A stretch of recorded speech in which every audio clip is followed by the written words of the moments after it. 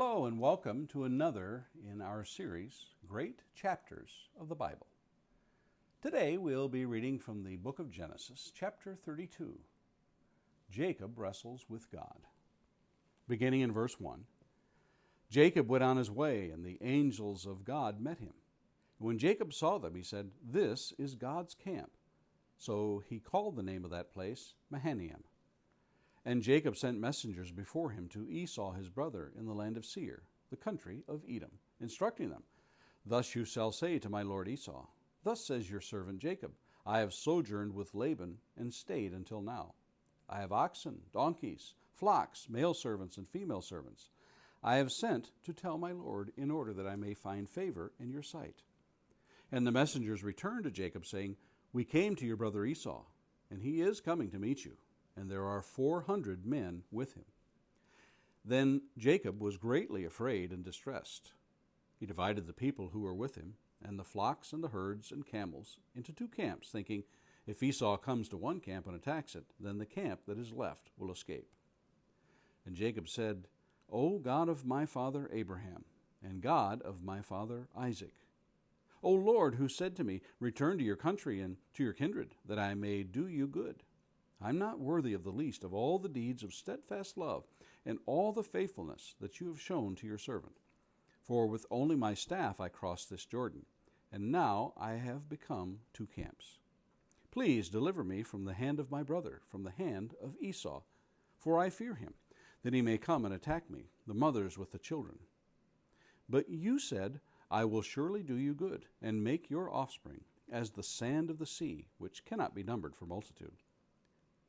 So he stayed there that night, and from what he had with him, he took a present for his brother Esau, 200 female goats and 20 male goats, 200 ewes and 20 rams, 30 milking camels and their calves, 40 cows and 10 bulls, 20 female donkeys and 10 male donkeys. These he handed over to his servants. Every drove by itself, and said to his servants, "Pass on ahead of me, put a space between drove and drove." He instructed the first, "When Esau my brother meets you and asks you, 'To whom do you belong? Where are you going, and whose are these ahead of you?' Then you shall say, 'They belong to your servant Jacob. They are a present sent to my lord Esau. And moreover, he is behind us.'" He likewise instructed the second and third and all who follow the droves. "You shall say the same thing to Esau when you find him, and you shall say, 'Moreover, your servant Jacob is behind us.'" For he thought, "I may appease him with the present that goes ahead of me, and afterward I shall see his face. Perhaps he will accept me."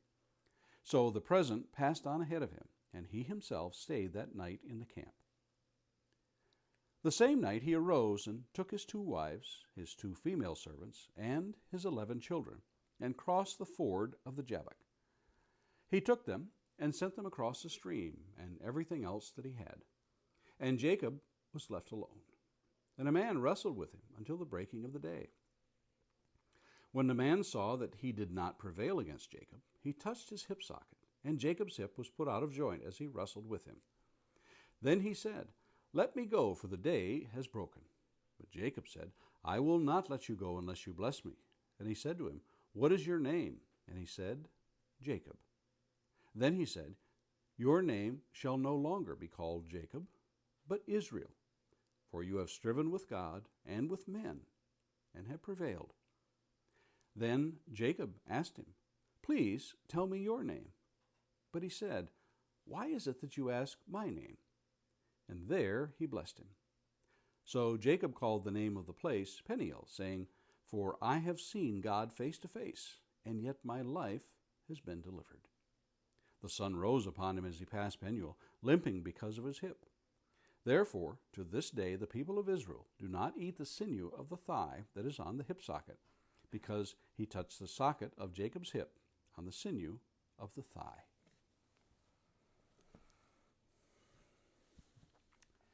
There's a rather colloquial saying I recall from my youth that I heard quoted when someone was about to get what was coming to them. "The chickens have come home to roost." Having lived on a farm and raised not a few chickens, I understood this saying on a rudimentary level. No matter where those chickens wandered throughout the day, they would eventually come back to the henhouse and roost there. As I became older, I realized this saying on a deeper level. The wrong you do today will someday come back on you. I've read in newspapers from time to time of a person who committed a crime in their youth and then lived a fairly uneventful life until one day evidence comes out that implicates them and they are convicted of that crime. It's not always the big crimes that come back, but indeed the small ones as well. Those chickens have been busy throughout history, that's for sure. After 20 years' absence from his home, Jacob is told by God in Genesis 31:3, "Return to the land of your fathers and to your kindred, and I will be with you." First, Jacob deals with Laban in chapter 31 and then begins his some 400-mile trek back to face the unfinished business with his brother Esau. Remember, there were no pleasantries or fond farewells exchanged. Do you recall the scene from Genesis 27:41? Now, Esau hated Jacob because of the blessing with which his father had blessed him. And Esau said to himself, "The days of mourning for my father are approaching. Then I will kill my brother Jacob." Jacob had a lot of time to contemplate that first exchange they will have. Maybe it will be like, well, Esau, friend of years, friend to tears. Or Esau, old buddy, old pal. Or maybe, my brother, how's mom and dad? Day after day, it must have worn on him. In the meantime, some rather strange events come upon Jacob. First, he meets a band of angels from God at a place he will name Mahanaim. Next, he sends messengers to inform Esau of his return. When they return and inform Jacob that not only is Esau coming, but he's bringing 400 men with him. Jacob, greatly distressed, begins to devise a plan whereby he can, at the very least, survive an assault, and best case scenario, assuage the anger of Esau by gifts. It is then that Jacob is driven to prayer. He reminds God that it was his idea to return and that God might ought to remember that promise he made to do him good. Just in case God forgot that part. Jacob then divides the traveling party and takes with him his wives, their servants, and his 11 children, and all that he had, and crosses the Jabbok River. Then one of the strangest occurrences of the Old Testament takes place. Jacob is alone, and we are told he wrestles with a man all night long. Hosea tells us that Jacob fought with an angel. In Hosea chapter 12 and verses 3 through 4, we read, "In the womb he took his brother by the heel, and in his manhood he strove with God. He strove with the angel and prevailed. He wept and sought his favor. He met God at Bethel, and there God spoke with us."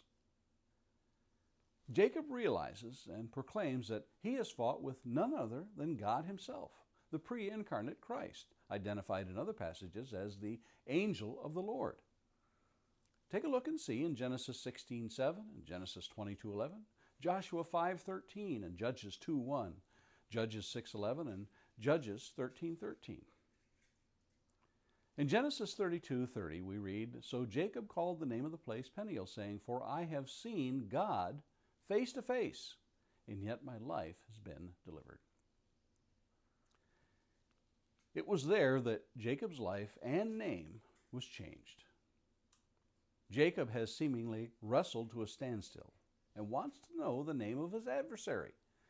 We read in verses 27 through 28, "What is your name?" And he said, "Jacob." Then he said, "Your name shall no longer be called Jacob, but Israel. For you have striven with God and with men and have prevailed." Imagine fulfilling your name's meaning your whole life. The supplanter, the deceiver, the defrauder, to seize by the heel or to trip up. That's what the Hebrew word for Jacob means. All because you were born clutching your brother's heel. But now your name, Israel, means he will rule as God, or Prince of God. Once a man who by his own cunning had stolen the birthright and the blessing and had been used and taken advantage by his uncle. He had struggled from birth and now, crippled and helpless, and facing his brother, who once threatened to kill him, has called upon God for help and has prevailed and will continue to prevail. Jacob/Israel will live many, many more years and endure much heartache and pain, but his name will be the inheritance of the people of God. Even today, the church, the Christian, is known as the Israel of God in Romans 9:6. Jacob spent many years learning the lesson that it was God who was truly in charge of his life and had blessed him. One wonders that even today, if people will spend their lives wrestling against God, and if they will one day come to that realization that it was God all along blessing them. Have you found that to be true? And Lord willing, let's meet here again tomorrow, and let's look at another great chapter in the Bible.